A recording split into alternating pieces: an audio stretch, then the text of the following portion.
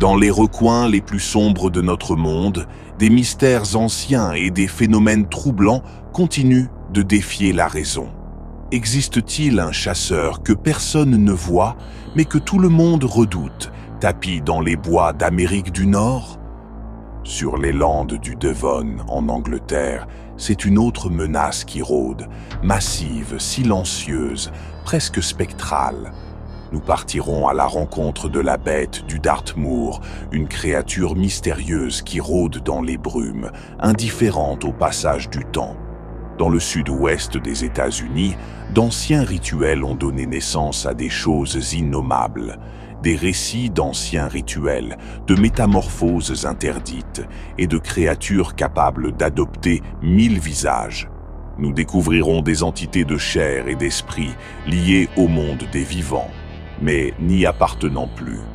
Et puis, il y a Crogline Grange, cette maison dissimulée dans les brumes fantomatiques du Cumberland, oubliée du monde jusqu'à cette nuit maudite où une silhouette aux yeux d'un autre âge est venue frapper à la fenêtre. Un être revenu réclamait ce que la mort elle-même lui avait refusé. Nous allons explorer des récits où le réel vacille et où le surnaturel semble plus proche qu'on ne l'imagine. Ces histoires ne sont pas de simples légendes. Elles sont des fragments d'un monde que nous ne comprenons pas. Adeptes de l'étrange, bienvenue dans la crypte.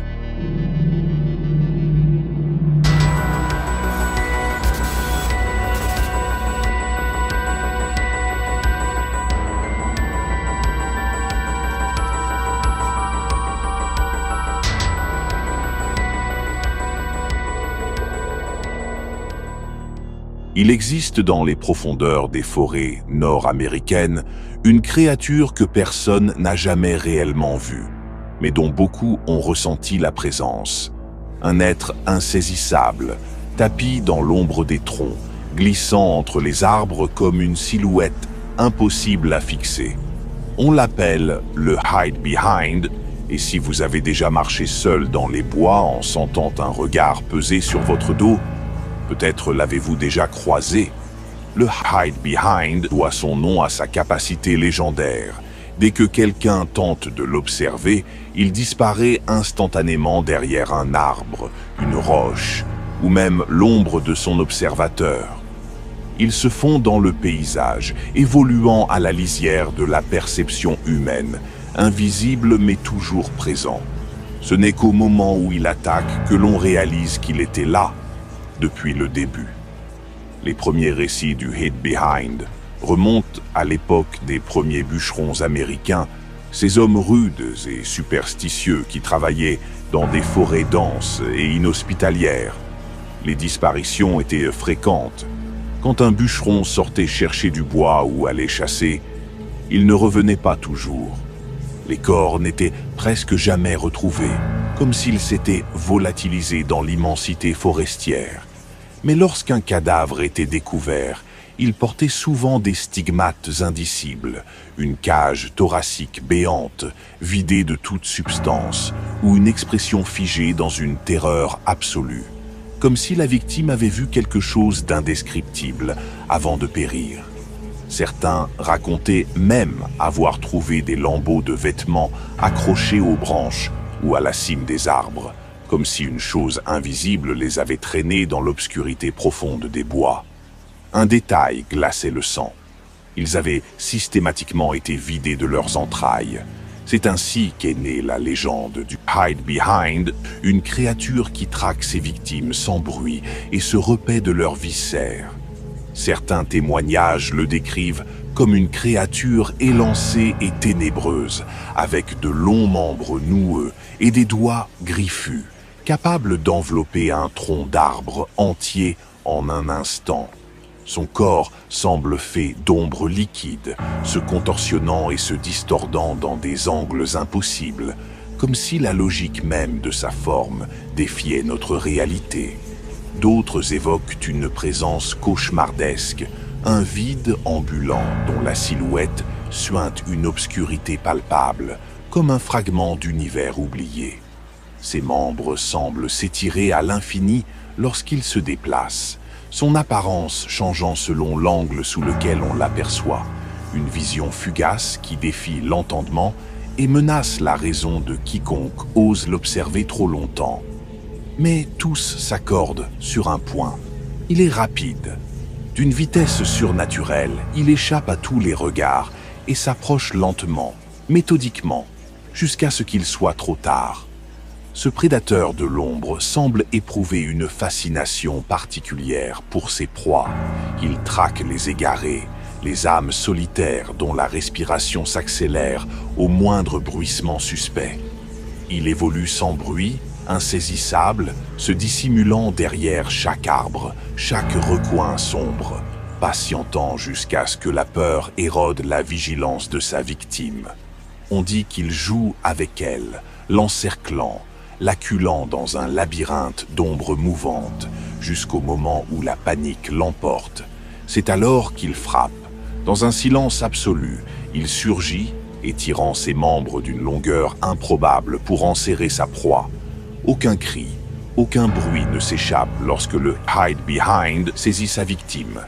Il l'entraîne ensuite vers son repère invisible, au plus profond de la forêt, où l'obscurité se fait plus dense et plus lourde. Là, dans cet antre cauchemardesque que nul n'a jamais aperçu et en est revenu, il se repaît de ses viscères encore tièdes, laissant derrière lui une scène de carnage indicible quand il daigne laisser une trace. Il existe pourtant un moyen de se protéger du Hide Behind. L'alcool serait la seule chose capable de repousser la créature. Les anciens bûcherons avaient remarqué que ceux qui consommaient du whisky, du rhum ou toute autre boisson forte ne disparaissaient pas.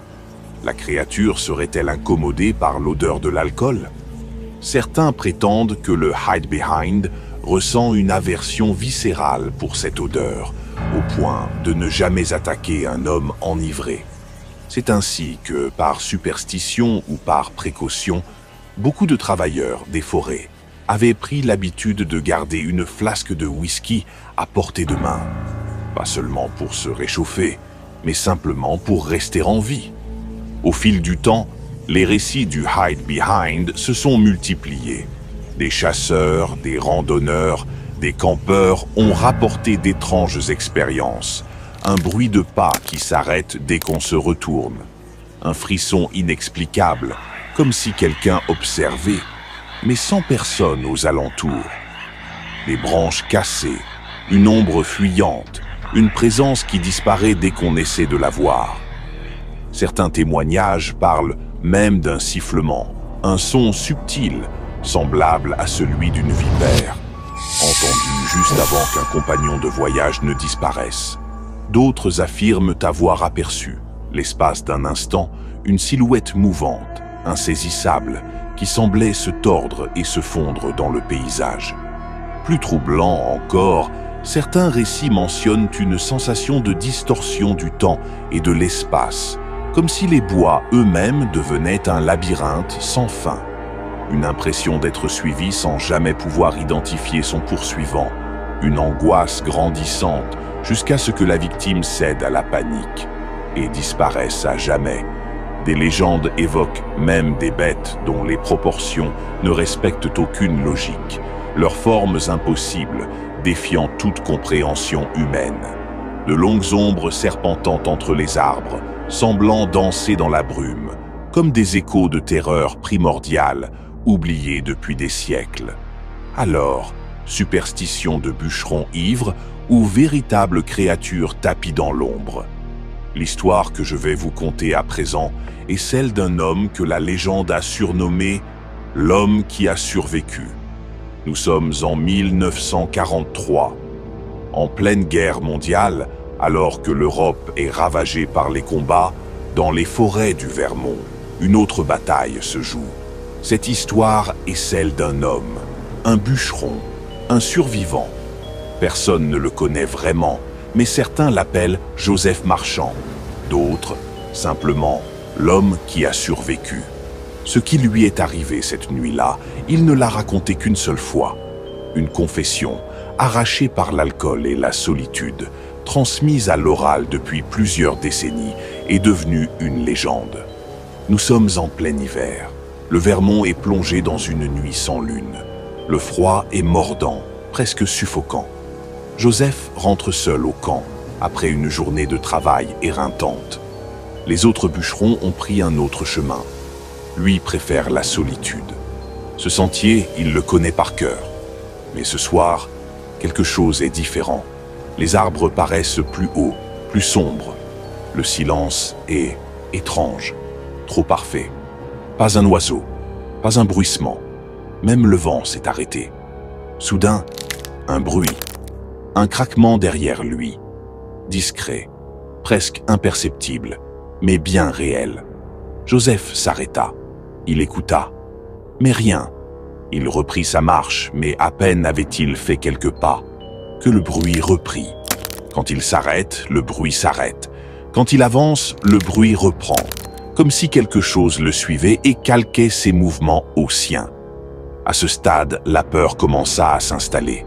Joseph sentait son cœur cogner dans sa poitrine, mais il sait qu'un homme qui fuit est une proie. Alors, il continue d'avancer, les poings serrés. Mais cette sensation, cette présence, était bien là, juste au bord de son champ de vision. Il la sentait, il savait qu'elle était là. Et pourtant, il ne voyait rien, comme si quelque chose était là, mais refusait d'être perçu. Puis, sans réfléchir, il se retourna. Mais ce qu'il vit alors était difficile à décrire. À quelques mètres de lui, adossé à un arbre centenaire, une anomalie. Un endroit où la lumière semblait s'effacer, comme avalée par un néant mouvant. Une zone d'ombre insaisissable, ondulante, fuyant son regard à chaque tentative de fixation. Ce n'était pas une silhouette, ni une bête tapie dans l'ombre. C'était l'absence même de toute forme perceptible. Un vide conscient qui le regardait en retour. Il ne peut décrire la chose que comme un vide qui semblait l'observer. Joseph sentit ses doigts trembler. Il attrapa la flasque de whisky qu'il gardait toujours sur lui et il en but une gorgée. Peut-être voulait-il se donner du courage. Peut-être parce qu'il sentit que c'était la dernière fois qu'il en aurait l'occasion. Et c'est à cet instant que tout changea. Un grondement sourd retentit. Un grondement venu de nulle part, comme un murmure dans la terre. La sensation d'un espace qui se contracte, puis plus rien. Joseph ferma instinctivement les yeux. Quand il les ouvrit à nouveau, cette chose avait disparu. Il ne réfléchit pas. Il courut comme jamais il n'avait jamais couru auparavant. Les branches fouettaient son visage. Sa respiration était haletante. Ses bottes s'enfonçaient dans la neige. Il courut jusqu'à en perdre haleine, jusqu'à ce qu'il vit les lumières du camp au loin. Il ne prit plus jamais ce sentier. Il ne marcha plus jamais seul dans les bois après la tombée de la nuit. Alors, que s'est-il passé cette nuit-là? Une simple hallucination? L'effet du froid, de la fatigue, de l'alcool? Ou bien, Joseph a-t-il vraiment vu quelque chose? Existe-t-il des choses qui ne doivent pas être vues? Des abominations qui attendent, là, juste à la lisière de notre vision?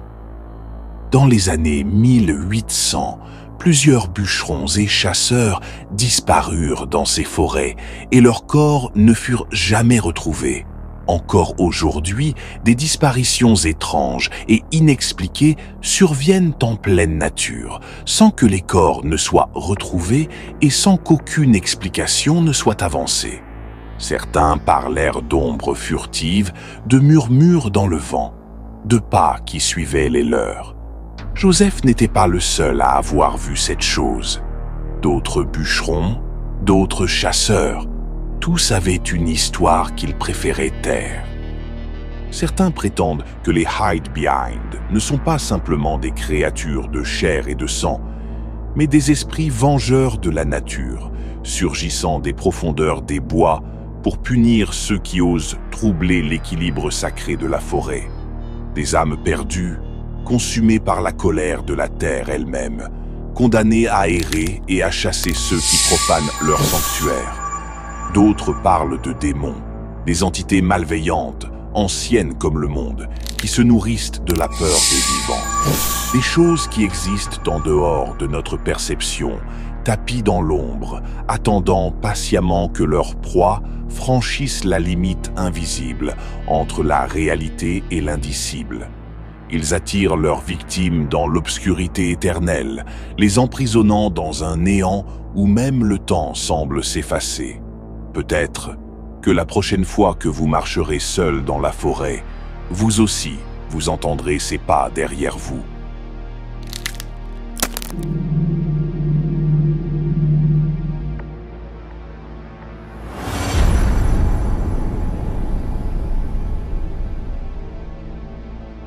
Le vent souffle sur la lande désolée du Dartmoor, faisant onduler l'herbe rase et sifflant à travers les tors de granit, ces formations rocheuses millénaires qui parsèment le paysage. Une brume épaisse s'accroche aux vallées, masquant les contours des arbres tordus et noueux, qui semblent prisonniers d'un temps oublié. Ici, au sud-ouest de l'Angleterre, la nuit tombe plus vite qu'ailleurs, avalée par des ombres mouvantes qui s'étirent comme des spectres à la surface du sol. Les étoiles peinent à percer l'obscurité pesante et, dans le silence oppressant, seul le cri lointain d'un animal invisible trouble le calme apparent. Le Dartmoor n'est pas une simple étendue sauvage. Il est hanté par des légendes, des murmures portés par le vent qui parlent de disparitions inexpliquées, de silhouettes errantes dans la nuit et de présences que l'on sent sans jamais pouvoir les voir. Les habitants des villages voisins connaissent ces histoires. Ils les chuchotent aux visiteurs imprudents qui s'aventurent trop loin une fois la nuit tombée. Il y a la légende des chiens fantômes, ces créatures spectrales aux yeux rougeoyants qui traquent les âmes égarées. Il y a le cavalier sans tête, condamné à errer éternellement sur les chemins brumeux. Et il y a quelque chose d'autre, une entité plus insaisissable, plus terrifiante, une créature dont le nom résonne comme un avertissement dans l'esprit des locaux, la bête du Dartmoor. Son mythe n'est pas nouveau. Depuis des décennies, des bergers, des randonneurs et même des policiers ont rapporté des apparitions fugaces. Une silhouette sombre, massive, tapie dans les hautes herbes. Des empreintes sur le sol détrempé, trop grandes pour appartenir à un chien, trop profondes pour être celles d'un félin ordinaire. Parfois, au détour d'un sentier, un témoin aperçoit une forme fauve entre les arbres, un éclat de pupilles luminescentes braqué sur lui. Et puis, plus rien. Juste l'écho d'une respiration rauque, le craquement d'une branche sous un poids invisible. Une peur primitive s'empare alors de celui qui a croisé son regard, un instinct viscéral qui lui hurle de fuir. Mais qu'est-ce que cette chose ? Une bête en chair et en os, un prédateur inconnu qui rôde dans l'ombre, ou bien une incarnation des cauchemars d'un territoire déjà imprégné de mystère. Ce n'est pas une simple rumeur. Trop de témoignages concordent, trop de cadavres d'animaux sont retrouvés déchiquetés, vidés de leur sang, sans la moindre explication rationnelle. Au fil des années, des photographies floues, des enregistrements et des témoignages effrayants ont alimenté le mystère. En 1988, un fermier rapporte avoir découvert plusieurs de ces moutons éventrés, sans la moindre trace d'un prédateur habituel. En 2006, un jogger prétend avoir vu une créature noire et musculeuse bondir d'un rocher à un autre avant de disparaître dans les fourrés. En 2007, une vidéo amateur montre une silhouette fauve rôdant aux abords d'un bois, ses yeux brillant dans l'obscurité. Certains affirment qu'il s'agit d'un grand félin échappé d'un zoo clandestin. D'autres parlent d'une espèce inconnue, une relique d'un temps oublié. Les théories sur l'identité de la bête du Dartmoor sont nombreuses. Parmi elles, l'idée d'une lignée cachée de grands félins ayant survécu dans les landes désolées est l'une des plus crédibles. Dans les années 1970, une loi britannique interdisant la possession de grands félins exotiques comme animaux domestiques a contraint de nombreux propriétaires à relâcher leurs spécimens dans la nature. Des pumas, des panthères noires, voire des jaguars auraient ainsi trouvé refuge dans les vastes étendues du Dartmoor, un territoire où la densité humaine est faible et où la nourriture ne manque pas. Le Dartmoor, ce paysage désolé où le vent hurle à travers les bruyères, pourrait abriter plus que des ombres et des légendes. Parmi les murmures du vent, une hypothèse persiste. Et si la bête du Dartmoor n'était pas une créature surnaturelle, mais l'héritière d'une lignée secrète de grands félins ayant survécu dans l'ombre de l'histoire? Tout commence en 1976, lorsqu'une loi britannique interdit la possession d'animaux exotiques sans licence. Avant cette réglementation, il n'était pas rare que des aristocrates ou des excentriques collectionnent panthères, pumas et autres prédateurs dans leur domaine privé. Mais lorsque la loi entra en vigueur, de nombreux propriétaires, incapables d'assumer les coûts et les restrictions, auraient relâché leurs fauves dans la nature, croyant que l'environnement britannique les condamnerait rapidement. Mais le Dartmoor n'est pas une simple lande, c'est un labyrinthe de forêts denses, de tourbières insondables et de vallées inexplorées. Un terrain hostile aux humains, mais un sanctuaire idéal pour un prédateur furtif. Les observations de félins noirs ou fauves se sont multipliées après la fin des années 1970, souvent relayées dans la presse locale. Le bétail retrouvé éventré, les empreintes inhabituelles dans la boue, les cris gutturaux résonnant au crépuscule, autant de signes que quelque chose, tapi dans l'ombre, continuait d'exister. La théorie d'une population cachée de grands félins repose sur plusieurs éléments tangibles. D'une part, le climat tempéré de la région et l'abondance de proies, cerfs, moutons, lapins, pourraient permettre à un prédateur de subsister. D'autre part, des études menées sur d'autres espèces introduites montrent qu'un petit nombre d'individus peut, dans certaines conditions, s'adapter et même prospérer. Le lynx ibérique, autrefois considéré comme en voie d'extinction, a démontré une capacité de survie impressionnante, malgré un territoire réduit et une génétique fragile. Pourquoi en serait-il autrement pour des pumas ou des panthères ayant échappé aux hommes? Des analyses de poils et d'empreintes ont bien été réalisées au fil des décennies, mais sans preuve définitive. Pourtant, en 2011, l'ADN d'un félin fut détecté sur une carcasse de cerf dans le Gloucestershire, relançant la possibilité que des prédateurs exotiques errent encore en Grande-Bretagne. Les sceptiques avancent que sans reproduction durable, ces félins auraient déjà disparu. Mais certains experts estiment qu'une petite population, aussi réduite soit-elle, pourrait rester indétectable dans les recoins inexplorés du Dartmoor, évitant tout contact direct avec l'homme.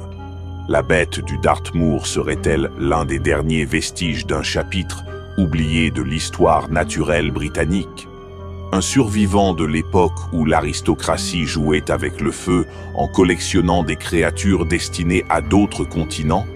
Ce qui est certain, c'est que le mystère demeure et que chaque nuit, au creux de ces landes maudites, quelque chose veille, silencieux, prêt à bondir dans l'obscurité. De plus, l'anatomie des félins se prête à l'invisibilité. Ce sont des chasseurs nocturnes, discrets, dont les capacités d'adaptation leur permettent d'échapper à la détection humaine pendant des années. Si la bête du Dartmoor est réellement un descendant de ces félins exotiques relâchés, elle aurait appris à éviter les hommes, chassant sous le couvert de la nuit, se fondant dans la brume et les ombres mouvantes du paysage. Si cette théorie est exacte, alors la bête du Dartmoor n'est pas une créature surnaturelle, ni un être d'un autre monde. C'est un fantôme du passé, un vestige d'un temps où l'homme importait des prédateurs majestueux pour son propre plaisir, avant de les abandonner à leur sort. Un rappel que la nature trouve toujours un moyen de reprendre ses droits, et que parfois, ce qui rôde dans l'obscurité n'est pas une légende, mais une réalité bien plus terrifiante. Mais dans les ténèbres du Dartmoor, où la brume semble animée d'une volonté propre et où les pierres portent encore l'écho de rituels oubliés, peut-être que autre chose rôde, quelque chose qui ne devrait pas être là. Les témoignages s'accumulent, mais ne se ressemblent pas. Tantôt la créature est un grand félin noir aux yeux phosphorescents. Tantôt elle marche sur ses pattes arrière, massive, menaçante, comme un loup humanoïde arraché à un cauchemar. Ce n'est pas simplement une bête en fuite, pas un simple animal. Non, c'est autre chose, quelque chose de plus ancien. Le Dartmoor n'a jamais été un endroit comme les autres. Ces terres sont hantées par des légendes qui précèdent même l'arrivée des hommes. Les anciens Celtes parlaient de créatures rôdant dans les landes, observant les voyageurs depuis la brume. Des esprits, des gardiens et des prédateurs. Les mythes locaux évoquent aussi les Wished Hounds, ces chiens spectres qui chassent dans la nuit, accompagnant des cavaliers fantomatiques. On dit que leurs hurlements brisent la volonté des égarés, que leurs yeux brûlent comme des braises dans l'obscurité des landes. Mais une autre légende, plus ancienne encore, hante les terres brumeuses de l'Angleterre, celle de Black Shock, l'immense chien noir à l'apparence démoniaque, messager de malheur et de mort. Il rôde sur les routes désertes, surgissant sans bruit des ténèbres, ses pas ne laissant aucune empreinte.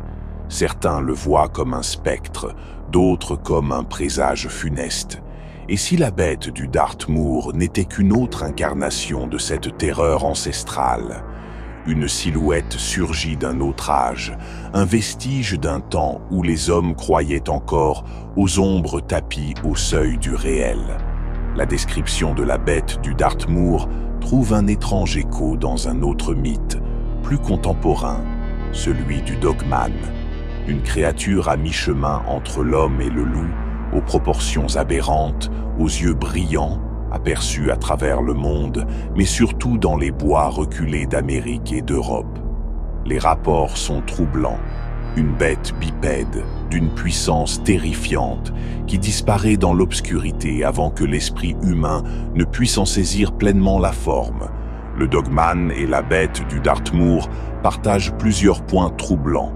Les rares témoins qui ont osé raconter ce qu'ils avaient vu peinent à décrire la créature avec précision. Leur mémoire vacille, comme si leur esprit refusait d'imprimer son image. Certains parlent d'un immense félin, noir comme l'encre, aux yeux brillants d'une intelligence malsaine. D'autres, au contraire, évoquent une silhouette bipède, massive, couverte d'un pelage sombre, une monstruosité dont la simple présence fait vaciller la raison. Une illusion, un jeu d'ombre, ou bien quelque chose qui se glisse entre les formes, entre les dimensions elles-mêmes. Ce qui ne fait aucun doute, c'est la puissance de cette chose. Ceux qui ont retrouvé ces traces témoignent de carcasses éventrées avec une brutalité inhumaine, leurs flancs déchirés comme du papier, des chevaux retrouvés blessés, griffés par des serres bien trop grandes pour appartenir à un animal connu. Une force pure, incontrôlable, qui frappe sans prévenir et disparaît sans laisser d'autres traces que la terreur. Mais plus étrange encore est l'endroit où elle apparaît. Le Dartmoor n'est pas une simple lande battue par les vents, c'est une terre chargée d'histoire, d'énergies anciennes, des pierres levées, des tombes oubliées, des autels dont on ne parle qu'à voix basse, comme si la créature était liée à quelque chose de plus vaste, de plus ancien, comme si elle surgissait de ces lieux où la frontière entre les mondes s'efface, un écho du passé, ou un avertissement venu d'ailleurs. Si la bête du Dartmoor était autre chose qu'un simple animal, une entité venue d'un monde parallèle, d'une époque où l'homme n'existait pas encore, certains évoquent la possibilité d'un prédateur interdimensionnel, une créature qui se manifeste dans notre réalité par moments, cherchant des proies avant de disparaître à nouveau. Une entité qui aurait toujours été là, tapie dans l'obscurité de Dartmoor. Les habitants le savent. Les anciens racontent qu'il ne faut jamais s'attarder trop longtemps dans les bois quand la brume se lève, que parfois on peut entendre un souffle rauque derrière soi, un souffle qui n'appartient à rien de connu. Alors, la bête du Dartmoor est-elle une panthère oubliée ou chose venue d'un autre monde? Quelle que soit cette créature, une certitude demeure. Dans ces landes hostiles, il y a encore des prédateurs qui chassent.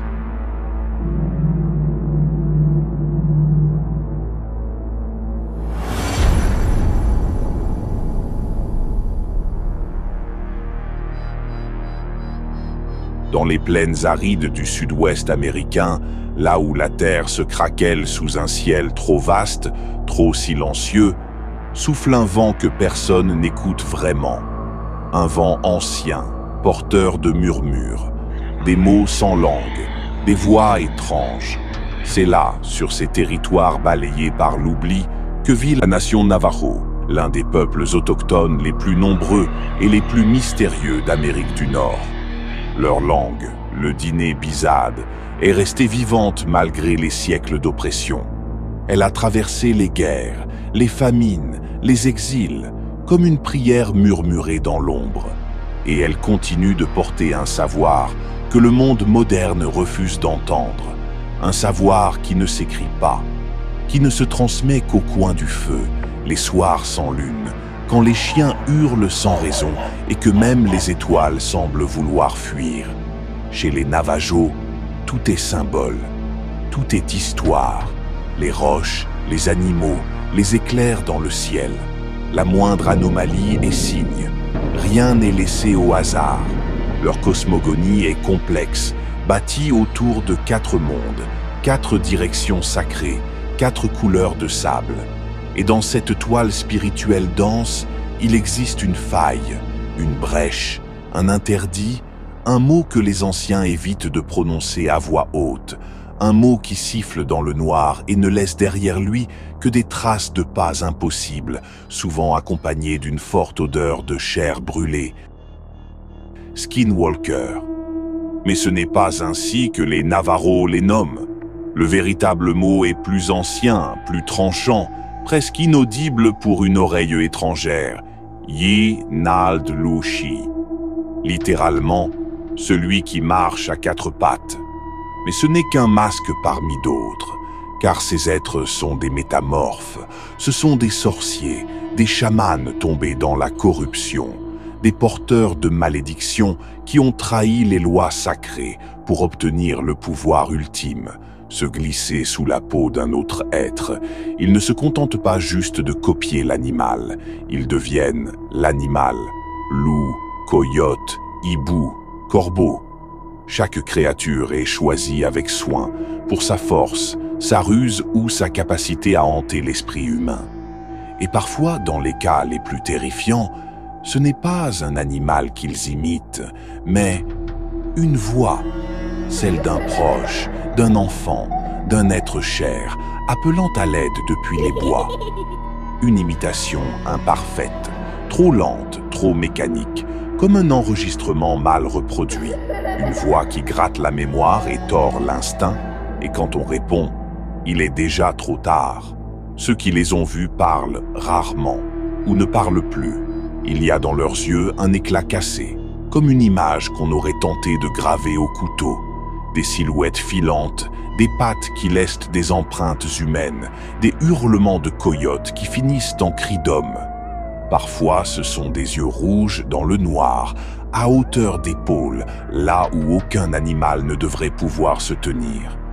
Mais ce que peu savent, c'est que certains policiers Navajo, eux aussi, les ont vus. Et qu'entre 2 appels pour vol ou bagarre d'ivrogne, il leur arrive de répondre à des cas différents. Des affaires qu'aucun rapport ne peut expliquer. Des traces de griffures profondes sur des portes fermées.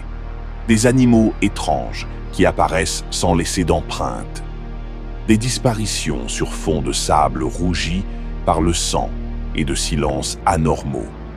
La nation Navarro possède sa propre force de police tribale, l'une des plus anciennes et organisées des États-Unis. Le Navarro Nation Police Department, fondé en 1872, couvre un territoire vaste comme la Belgique, où les routes sont rares, les communications hasardeuses et les appels d'urgence parfois envoyés par signaux radios antiques. Leurs agents sont souvent seuls, parfois à des centaines de kilomètres de tout renfort, et pourtant confrontés à des affaires bien plus complexes que celles que gèrent les forces de l'ordre classiques. Car, sur ces terres sacrées, les lois humaines ne sont pas les seules à régner. Les policiers tribaux ont appris à conjuguer leur formation académique avec les traditions orales de leurs aînés. Certains enquêtent sur des phénomènes qu'ils n'oseraient même pas évoquer dans leurs rapports officiels. Et pourtant, ces archives existent, confidentielles, anonymisées.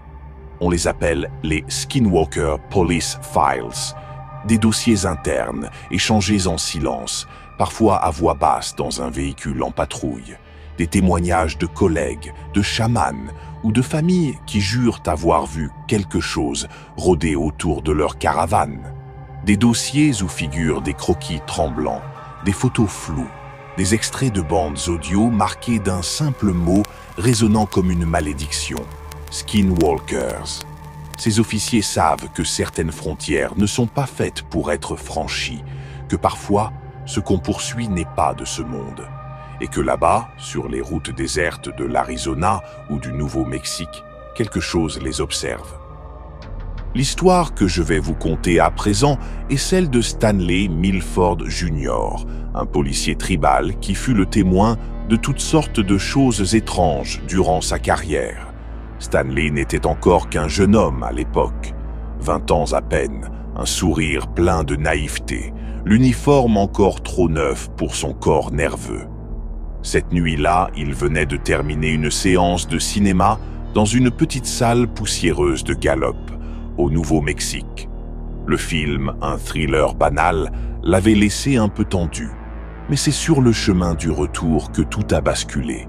Stanley roulait seul sur la 491, jadis surnommée la route de la mort par les anciens, un surnom qui sonnait comme une blague jusqu'à ce que la radio grésille. Une voix vieille, brisée, à peine intelligible, surgit dans le haut-parleur. Ce n'était pas un appel d'urgence, juste une requête étrange. Un vieil homme demande à être déposé un peu plus loin, vers les terres rouges. La voix était étranglée, distante, comme si elle traversait le temps autant que l'espace, comme si le message n'était pas censé passer par cette fréquence. Mais Stanley répondit à l'appel. Une fois sur place, un vieillard était là, immobile, planté au bord de la route comme s'il l'attendait. Aucun véhicule en vue, aucun bruit autre que celui du vent râpant les buissons secs. L'homme monta sans un mot. Son regard était noir, vraiment noir. Il y avait comme une absence totale de reflets, comme deux puits vides. Il leva une main décharnée, indiquant la direction à prendre. Stanley obéit sans réfléchir, guidé par un mélange d'angoisse et de fascination. Ils roulèrent longtemps, jusqu'à une piste de terre en plein désert, presque invisible, qui s'ouvrait sur leur droite, s'enfonçant dans l'obscurité comme une veine infectée dans la peau du désert. Le vieil homme descendit sans un mot. Il tourna lentement la tête vers Stanley, sans expression, les traits figés comme sculptés dans une matière trop vieille pour appartenir à l'humain. Puis il s'enfonça entre les ombres, avalé par le néant. Stanley resta un instant figé, les mains crispées sur le volant, puis redémarra d'un coup sec. Le silence autour de lui avait changé. Il n'était plus celui du désert, mais un silence intérieur, compact, pesant, comme si le monde retenait son souffle. Stanley fit alors demi-tour.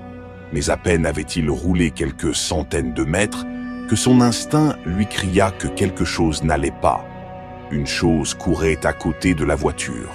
Une forme indistincte, trop grand pour être un chien, trop rapide pour être un homme. Il accéléra, mais la chose continuait de le suivre. Pas un bruit, juste cette silhouette au niveau de sa portière, des mouvements souples, presque liquides, comme si l'air lui-même ondulait pour lui ouvrir la voie. Elle ne courait pas, elle glissait, parallèle à la voiture, sans effort. Son ombre semblait vibrer, brouiller les lignes, tordre le réel. Et soudain, dans un éclair figé par la lumière des phares, Stanley perçut un détail, des mains, humaines. Mais là où devraient se trouver les doigts, il n'y avait que des griffes tordues, recourbées vers l'intérieur, comme prêtes à déchirer la tôle. Il vit alors un museau allongé, des dents, une peau brune parsemée de cicatrices, et surtout ses yeux, jaunes, humains, un regard fixé sur lui, comme s'il le jaugeait, comme s'il reconnaissait quelque chose, puis plus rien. Cette chose disparut, avalée par la nuit. Stanley hurla et roula jusqu'à la ville sans jamais s'arrêter. Quelques jours plus tard, son père, un ancien de la réserve, l'écouta sans poser de questions. Il ne rit pas, il ne douta pas, il hocha simplement la tête et dit ces mots. « Tu viens de voir ce que peu osent nommer. Tu viens de voir un Yi Naldloshi, un skinwalker. » Ce ne fut que le premier d'une longue série d'incidents. Des appels dans la nuit, des empreintes humaines sur des toits, des cris d'enfants dans le désert alors qu'il n'y avait personne. Stanley devint plus qu'un officier, il devint un témoin, un gardien silencieux. Mais qui était vraiment Stanley Milford Jr.? Bien plus qu'un simple policier tribal, il est devenu, au fil des années, l'un des chroniqueurs les plus lucides des événements étranges survenus sur les terres Navajo. Il a documenté des dizaines de témoignages, interrogé des anciens, des chamans, des familles marquées par l'invisible. Ses recherches, longtemps gardées confidentielles, ont fini par prendre la forme d'un ouvrage discret mais glaçant. Les premiers répondants de l'inconnu. Un recueil de récits et d'analyses, écrit avec la prudence de celui qui sait que certaines vérités coûtent cher à révéler. Le livre ne se trouve pas dans toutes les librairies. Dedans, Stanley n'affirme rien. Il observe, il rapporte, et entre les lignes, il laisse deviner une conviction intime, que certains secrets ne peuvent être expliqués que par ceux qui vivent à la frontière du réel et de l'invisible. Car pour lui, comme pour bien d'autres sur cette réserve maudite, les skinwalkers ne sont pas une légende. Ils sont là, silencieux, patients, et parfois bien trop proches. Et ces récits, aujourd'hui consignés dans les Skinwalker Police Files, continuent de faire trembler les jeunes recrues. Car sur ces terres, même les policiers savent qu'il y a des choses qu'on ne peut pas arrêter.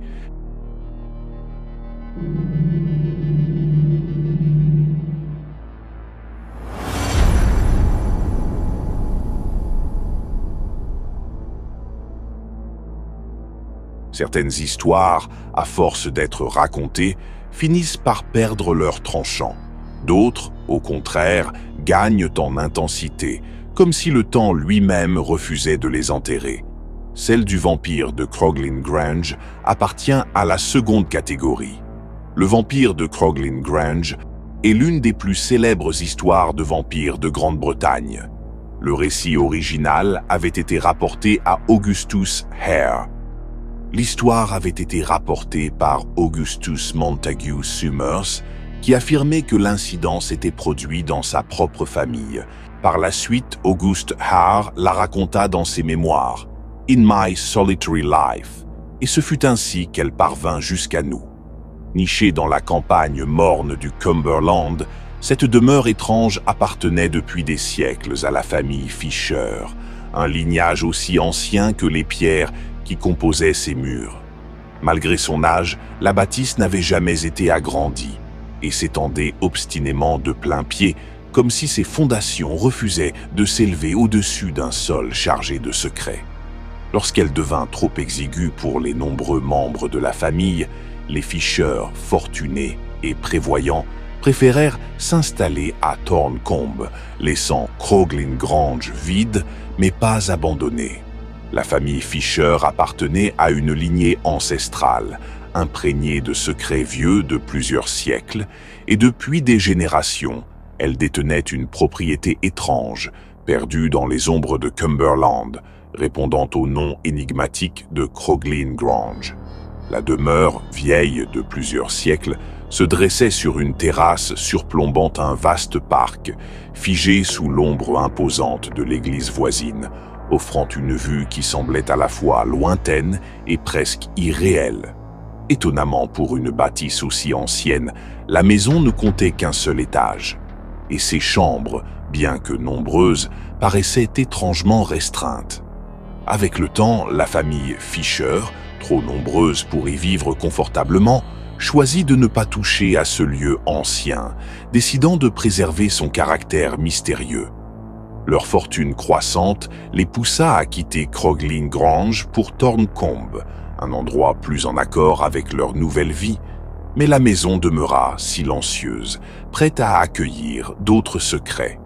La maison demeura inoccupée durant un certain temps, comme si elle attendait dans l'ombre que de nouveaux secrets viennent y germer.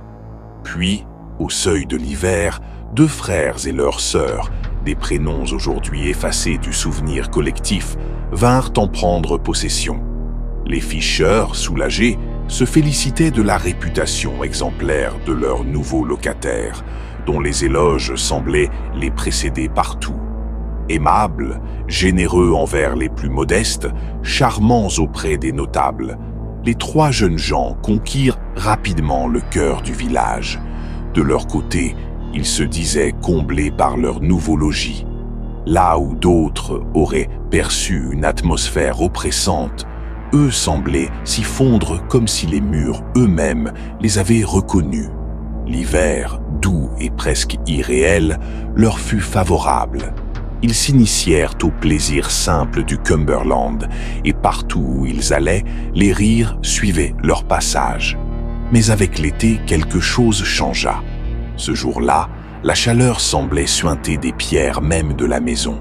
Une torpeur étrange enveloppait tout.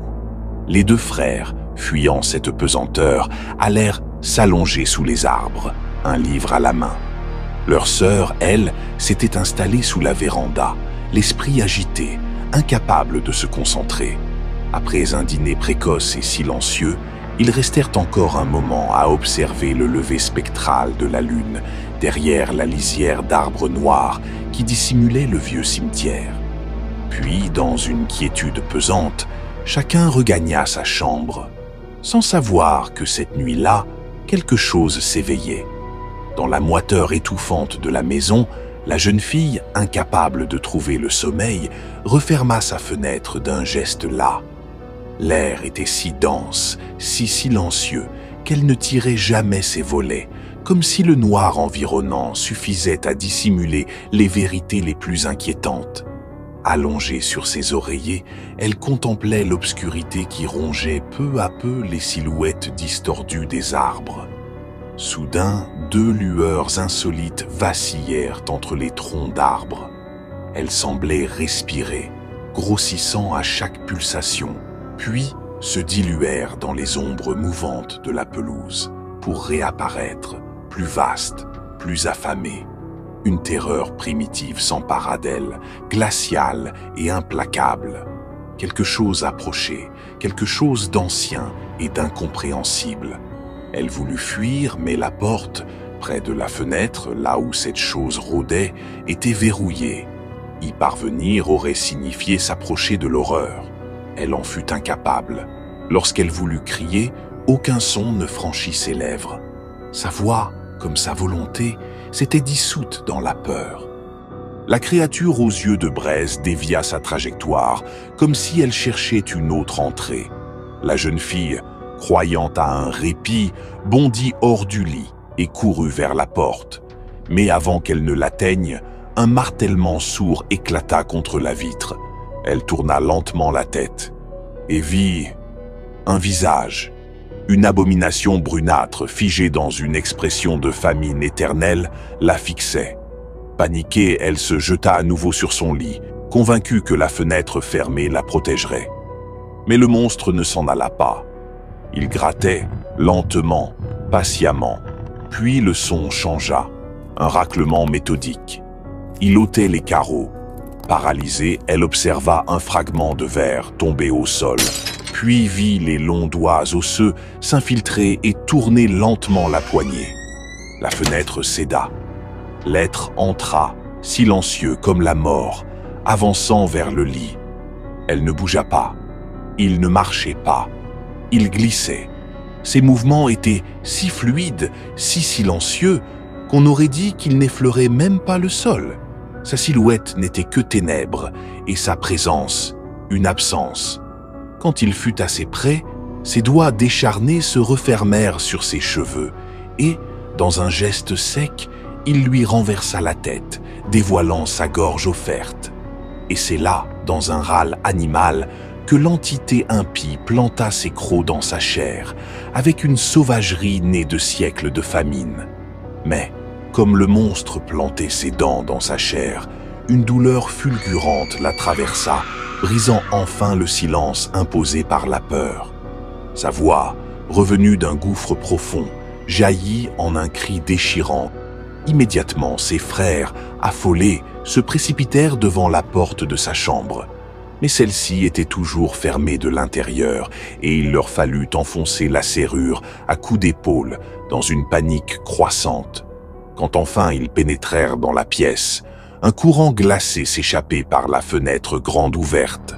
Leur sœur gisait inconsciente sur le sol, à demi glissée hors du lit. À sa gorge, une plaie béante saignait encore. Un des frères, apercevant une silhouette sombre d'étaler à travers la pelouse, baignée par la lumière spectrale de la lune, se lança à sa poursuite, hurlant de rage. Mais l'ombre, rapide comme un souffle de vent, bondit par-dessus le mur du vieux cimetière et disparut dans la nuit, laissant derrière elle un silence pétrifié. Frustré, le jeune homme revint auprès de son frère, toujours à genoux auprès de leur sœur. Elle respirait encore, grièvement blessée mais vivante. Sa plaie était nette, comme incisée par une lame antique. Grâce à sa constitution robuste, elle survécut. Lorsqu'elle reprit conscience, sa voix était faible, presque un murmure. Dans les jours qui suivirent, elle parut reprendre des forces. Sa blessure se refermait lentement et son teint revenait peu à peu. Pourtant, le médecin demeurait inquiet.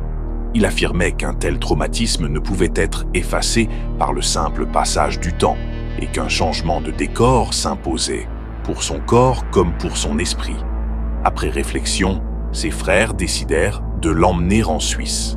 Là-bas, elle se montra curieuse et attentive, comme si l'éloignement réveillait en elle une vie oubliée. Elle cueillit des fleurs qu'elle fit sécher dans son herbier, dessina les sommets enneigés et retrouva un semblant de paix. Mais lorsque l'automne revint, elle leur dit « Je suis rétablie. Il faut retourner à Crogline Grange.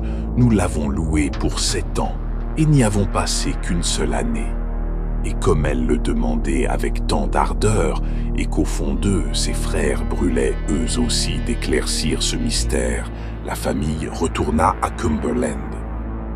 Ses frères auraient voulu la déplacer dans une pièce plus protégée, un recoin de la maison qui aurait pu lui offrir un semblant de sécurité. Mais la demeure, bâtie de plain-pied, ne leur laissait aucun répit ni alternative, aucun étage où fuir, aucun abri plus sûr. Résignés, ils la laissèrent dans cette chambre maudite, la même que celle où l'horreur avait frappé. Cette fois, elle prit soin de verrouiller chaque fermeture, de clore les volets avec minutie. Bien que, comme dans tant de vieilles bâtisses, la partie haute de la fenêtre resta béante, exposée au ciel, ou à ce qu'il observait depuis l'obscurité. Ses frères, eux, refusèrent de se laisser surprendre une seconde fois. Ils s'installèrent dans la pièce juste en face, comme des sentinelles au seuil de l'inconnu. À portée de main, sur leur table de nuit, reposaient 2 pistolets chargés. Non par précaution, mais dans l'attente, car au fond d'eux, ils savaient, ce qui était venu une première fois reviendrait. L'hiver s'écoula, glacé mais étrangement paisible, comme si le silence lui-même retenait son souffle. Puis, un soir de mars, le calme fut rompu. La jeune fille s'éveilla en sursaut, tirée du sommeil par un son qu'elle n'avait que trop bien connu, ce même tapotement sec, calculé, contre la vitre. Lentement, la terreur montant en elle, comme une marée noire, elle leva les yeux, et à travers l'interstice, laissé béant par les volets anciens, elle le vit, ce visage sombre, flétri par le temps ou par la mort, figé dans une expression de haine muette. Ses yeux rougeoyants, profonds comme les flammes de l'enfer, la fixaient. Un cri, instinctif, jaillit de sa gorge, déchirant la nuit. Ses frères bondirent de leur lit, l'arme à la main, et trouvèrent leur sœur en vie, tremblante mais indemne. Sans perdre une seconde, ils se précipitèrent vers la porte d'entrée. Dehors, alertée par les hurlements, la créature fuyait déjà. Elle courait, silhouette sombre glissant sur l'herbe pâle du jardin. L'un des frères visa, tira, et vit la chose vaciller lorsqu'une balle lui perça la jambe. Mais elle ne tomba pas. Boitant à peine, elle poursuivit sa course et d'un bond surnaturel franchit le vieux mur du cimetière avant de disparaître dans la gueule béante d'une crypte oubliée, appartenant à une lignée depuis longtemps éteinte. Au matin, les frères rassemblèrent les villageois. Tous se tinrent devant le mausolée, muets et inquiets, pendant qu'on forçait l'entrée. Un froid ancien s'échappa des profondeurs, chargé de l'odeur âcre de la corruption. En descendant, ils découvrirent un carnage. La crypte, voûtée et étroite, était un charnier. Les cercueils avaient été éventrés, leurs occupants réduits à des lambeaux de chair, jetés pêle-mêle comme des poupées brisées. Tous, sauf un. Dans l'ombre, un cercueil demeurait intact. Lentement, les deux frères soulevèrent le couvercle. À l'intérieur reposait le corps, ou ce qu'il en restait. Un amas desséché, racorni, pourtant curieusement intact. C'était lui, le même visage grimaçant, figé dans la mort comme il l'était dans la nuit. À sa jambe, la plaie était encore fraîche, sanglante, preuve irréfutable que la chose qui avait fui s'était réfugiée ici. Alors, sans hésiter, les deux hommes firent ce que la tradition et la peur exigeaient. Ils empilèrent bois et tissus, l'arrosèrent d'huile et y mirent le feu. Les flammes avalèrent la dépouille maudite dans un crépitement rauque. Et lorsqu'il ne resta plus que des cendres, ils surent que le mal, cette fois, avait été consumé jusqu'à la dernière fibre.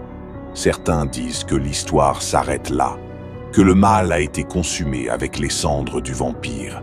Mais d'autres, plus prudents, affirment qu'un mal aussi ancien ne meurt jamais vraiment. Il attend. Il se tapit dans les fissures de l'oubli, dans les failles du souvenir. On raconte encore, à Krogling, que parfois, par les nuits sans lune, un bruit léger résonne contre les vitres, un tapotement discret, régulier, comme un appel ou une promesse, et ceux qui osent s'en approcher affirment, le souffle court, avoir entrevu dans le reflet noir des fenêtres, deux yeux, rouges comme la braise et patients comme la mort.